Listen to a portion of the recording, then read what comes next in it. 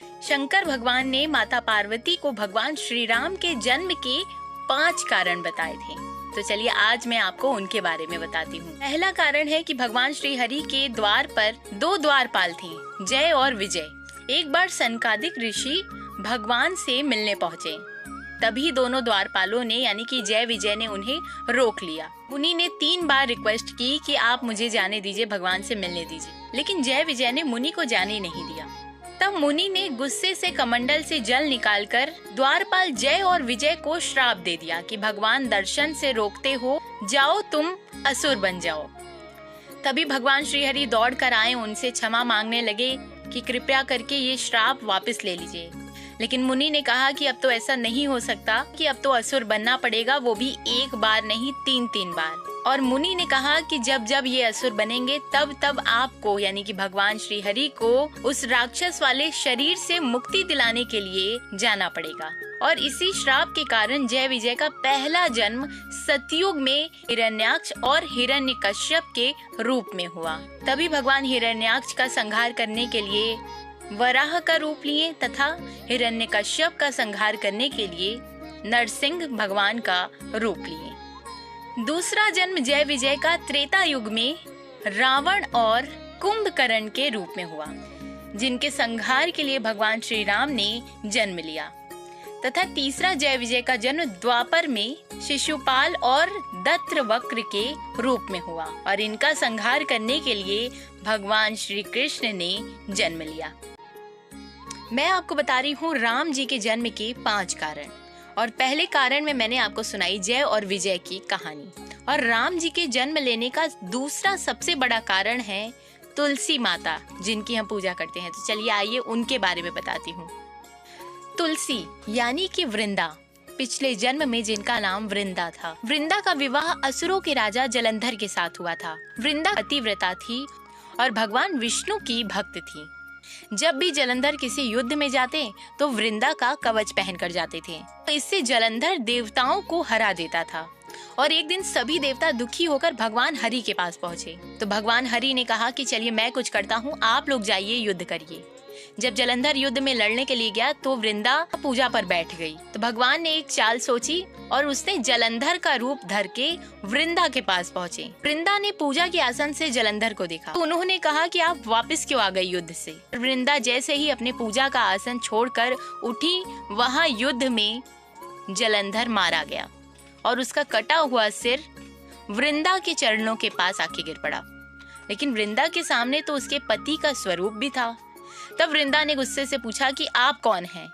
तब भगवान अपने स्वरूप में आए और वृंदा ने गुस्से में कहा कि आप भगवान होकर छल करते हैं, जाइए आपको श्राप देती हूँ। और वृंदा ने श्राप देते हुए कहा, आपने मेरे पति को जिस प्रकार मुझसे दूर किया है, उसी प्रकार मेरा पति एक दिन आपकी पत्नी को आपसे छल करके ले जाएगा। और वृंदा ने उसी क्षण भगवान को श्राप देकर पत्थर का बना दिया। तब सभी देवी देवताओं में हाहाकार मच गया और सभी देवी देवता आए और वृंदा से क्षमा मांगने लगे। तभी वृंदा ने भगवान को पहले जैसा बना दिया। लेकिन वृंदा ने अग्नि को प्रज्वलित करके खुद को उसमें भस्म कर दिया और वृंदा की राख से तुलसी जी उत्पन्न हुई। तब उसी क्षण भगवान ने कहा, आज से मेरा एक शरीर पत्थर का होगा और शालिग्राम का विवाह तुलसी के साथ होगा। और भगवान ने उस समय कहा कि आज से मेरे भोजन में जब तक तुलसी नहीं होगा तब तक वह भोजन मुझे स्वीकार नहीं होगा। इसलिए कृष्ण भगवान को किसी भी प्रसाद में तुलसी का भोग पहले लगाया जाता है। ये था भगवान श्री राम के जन्म का दूसरा कारण। और श्री राम जी के जन्म का तीसरा कारण है नारद जी का भगवान हरि को श्राप दे देना। दरअसल कहानी कुछ इस तरह है कि एक बार नारद जी को शादी करने की इच्छा हुई और उन्होंने भगवान विष्णु से हरि का रूप मांगा, पर भगवान ने उन्हें वानर का रूप दे दिया, जिससे नारद जी स्वयंवर में हंसी के पात्र बन गए। तो स्वयंवर में नारद जी ने सोचा कि सभी हंस क्यों रहे हैं मुझ पर। वहीं भगवान शंकर के दोनों गढ़ों ने कहा कि आप अपना पहले पानी में चेहरा देखिए। तब नारद जी देखते हैं कि भगवान ने तो उन्हें वानर का रूप दे दिया है और वहीं पे भगवान शंकर के दोनों गढ़ हंस रहे थे।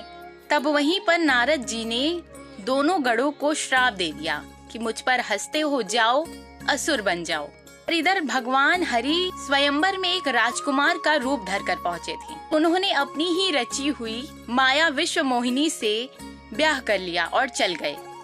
तब नारद जी गुस्से में भगवान हरि के पास जा रहे थे। तब वहीं पर रास्ते में उन्हें भगवान हरि राजकुमार के स्वरूप में देखे। उनके बगल में विश्व सुंदरी मोहिनी थी। तब नारद जी का गुस्सा और भी बढ़ गया। वहीं पर नारद जी ने भगवान विष्णु को 3 श्राप दिए। पहला श्राप ये दिया, जिस राजकुमार का रूप धारण कर आपने मेरे साथ छल किया, वही स्वरूप आपको मनुष्य रूप में मिले।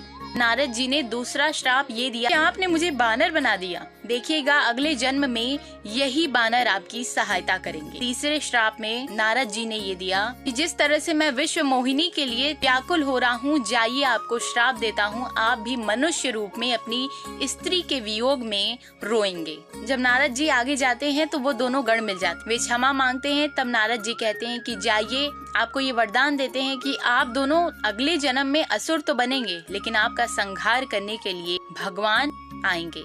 और वही दोनों असुर रावण और कुंभकर्ण के नाम से जाने गए, जिनका संहार करने के लिए भगवान श्री राम ने जन्म लिया।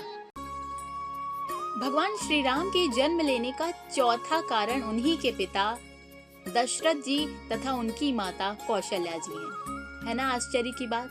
जी हाँ, असल में कहानी ये है, प्राचीन काल में मनु और शत्रुपा ने नैमिषारण्य में करीब 23,000 वर्षों तक तप किया। फिर उनकी तपस्या से खुश होकर भगवान विष्णु प्रकट हुए और उन्हें वरदान मांगने के लिए कहा आप जो भी चाहें वो कुछ भी मांग सकते हैं। अब मनु और शत्रुपा ने कहा कि भगवान, हम चाहते हैं कि आप किसी एक जन्म में हमारे पुत्र के रूप में जन्म लें। तभी भगवान विष्णु ने तथास्तु कहकर ये वरदान उन्हें दे दिया और कहा, त्रेता युग में आप दशरथ तथा आपकी पत्नी कौशल्या के नाम से जानी जाएंगी और जिनके गर्भ से श्री राम के रूप में जन्म होगा, और उस समय मैं रावण का संहार करने के लिए जन्म लूंगा।